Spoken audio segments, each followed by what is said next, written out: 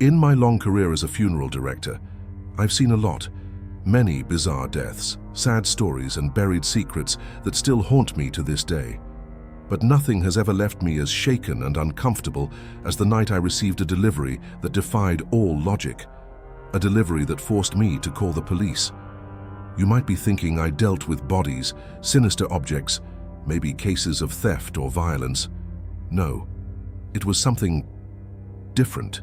Something that went beyond the morbid. A silent message of terror I couldn't ignore. That night as the sun set, the city felt different, threatening. And when the box arrived, wrapped strangely, addressed directly to me, I knew this wouldn't be a normal funeral service. I often try to keep a cool head, maintain professionalism. But that night, the feeling that I was dealing with something far beyond death never felt so real. I'll tell you in detail what happened, from the moment I laid eyes on that package to the instant I was forced to ask for help, because some stories need to be shared before silence swallows them forever. That day started like any other at the funeral home.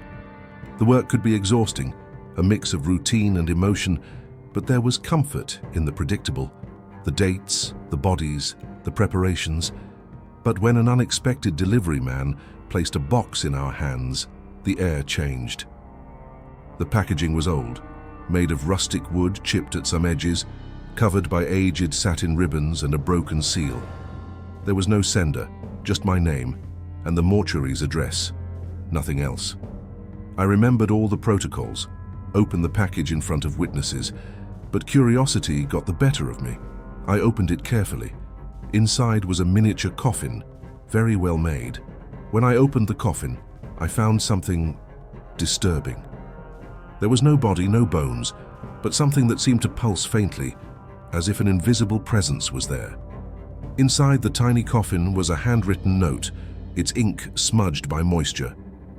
Death is not the end here. My throat went dry. The message was clear and personal.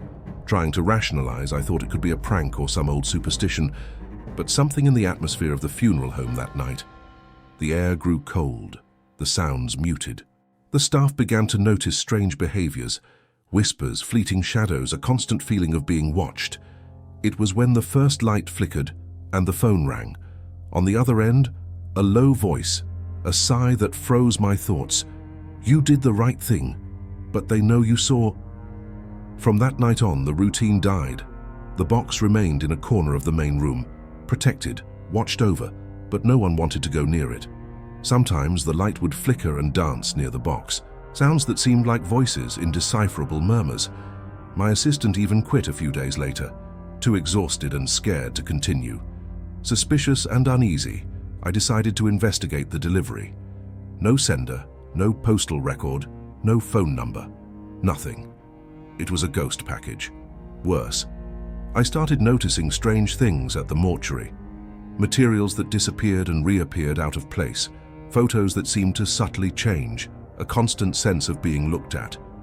I sought help from the local police, but after describing the package and the strange situation, they could do little. What mystery could involve a box with a toy coffin? One early morning, I got a horrifying surprise. The note in the box was no longer where I had left it. In its place, a new message. They walk among the living, and I am the messenger. Panic grew. The notion that I had stepped into something bigger, something not human, transcending mortality. It all shook me deeply. Then, on one impossible night, something happened that changed everything. During a routine inspection, I heard a creak coming from the box. A sound almost human, unmistakable. The opening of a coffin. My hands trembled. I hesitated, not wanting it to be true, but responsibility pushed me forward. I lifted the lid of the miniature coffin. What I saw defied my understanding. There was a small figure made of shadow, almost translucent, moving in an anguished way. My heart exploded in my chest. I was staring at something that defied the laws of life and death. Something caught between worlds, a soul or a lost presence waiting for rescue or revenge. I ran out of the funeral home, phone in hand. I asked the police for help, gave a detailed report, and begged for an investigation. But when we returned together, the box was intact, empty, with no sign of the figure. The place was freezing, and we all felt the pressure of the invisible. The box now was a prison, a portal, or a trap someone had set for me to open with no way back. We were ordered to hand the box over to federal investigators, but in the meantime, fear grew, because I knew this delivery was just the beginning of something much bigger. Soon after the investigation began, the funeral home became the target of inexplicable events. Lights exploding, equipment failing, shadows crossing the halls, and the fear growing in the eyes of the few staff members who remained. And I, carrying the burden of that secret, began to live under surveillance.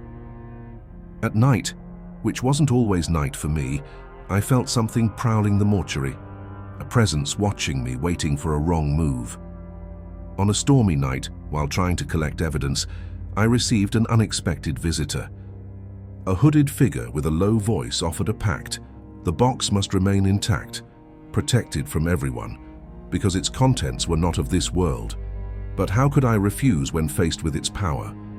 It was the last time I saw that person. Even today, when everything seems silent, I hear a soft whisper coming from the basement, where the box remains sealed. It says to me, "You shouldn't have opened it." Today, many months later, the box remains closed, locked. We're studying what to do, but I fear for everyone's safety.